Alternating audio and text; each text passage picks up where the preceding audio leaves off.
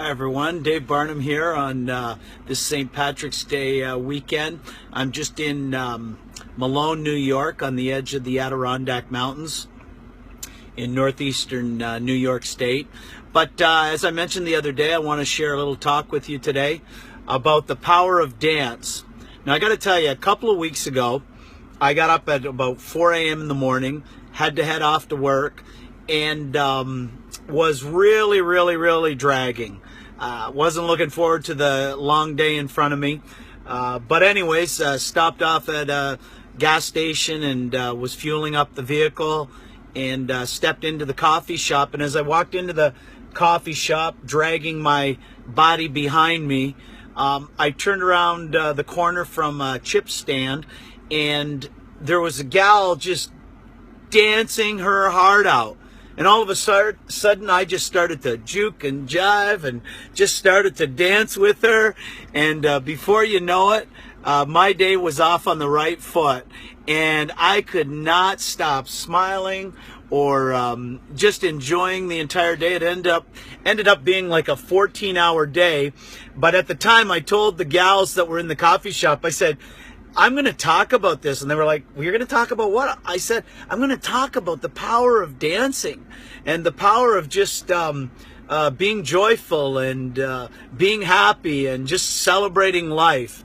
And so, folks, whatever you're going through, maybe you just got to put a little giddy up in your step and you got to dance. You know, I don't know if you folks saw the video that went viral about the political science professor in South Asia, I think it's South Korea, and he was on CNN or on the BBC.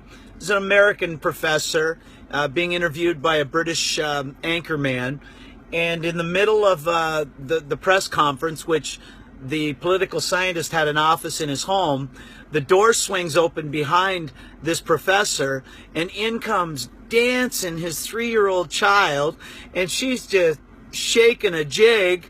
And then following suit right behind her is her little sibling brother who's on one of those roller strollers. And he comes bouncing in. And you can see that the father's a bit unnerved by all this activity. But what was transpiring was the little girl was having her birthday. It was her 3rd birthday. And she was probably dreaming about cakes and party hats and blow whistles and gifts and maybe having some friends over. Folks, whatever you're going through, you know, we may not be physically dancing or literally dancing, but we can dance like a little child in our mind with a sense of renewed hope and dreaming and idealism, and just dance your way right out of your funk today. You know, this is St. Patrick's Day. This is St. Patrick's Day weekend. And the Irish are known for being festive and joyful and just celebrating life. And my dear father-in-law of over 90 years, he'll be 93 this year, I've watched him throughout the over 30 years that I've known him, had the privilege of being married to his youngest daughter, Jamie. I've watched him whistle. I've watched him dance. I hear the girls talk all the time about in his day, he was a ballroom dancer back in the homeland, back in old Ireland, in Northern Ireland. And you know, just the other day, not too long ago, my dear wife was playing the piano at my dad's care facility. And there was Jimmy in a wheelchair, listening to his youngest play, familiar songs, some new songs, and he started to dance. Not literally, he couldn't get up and physically dance, but he started to tap his toe, started to clap and wave his hands.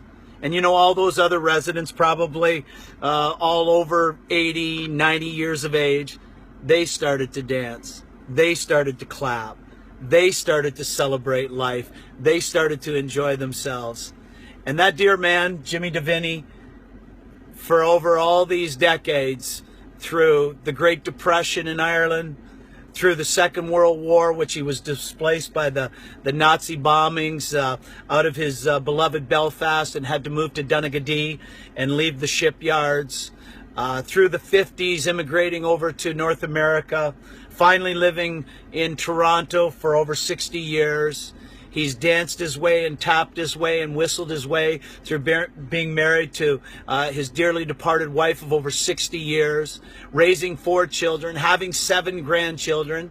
And my wife and I have had the privilege of giving him, at this point, his only great-grandchild.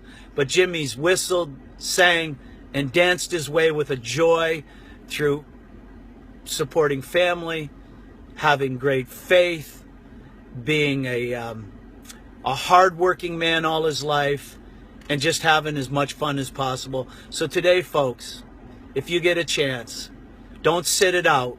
The next time you're literally at a wedding, at your church, at a party, in your home, in the privacy of your home, you don't sit it out. You dance. Dance with great thoughts, dance with great faith, and literally, physically, dance your way through each and every day.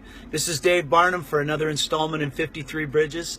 And until the next time I see you, or the next time we speak, listen, everybody, make sure you keep your hearts and souls sweet. Bye-bye.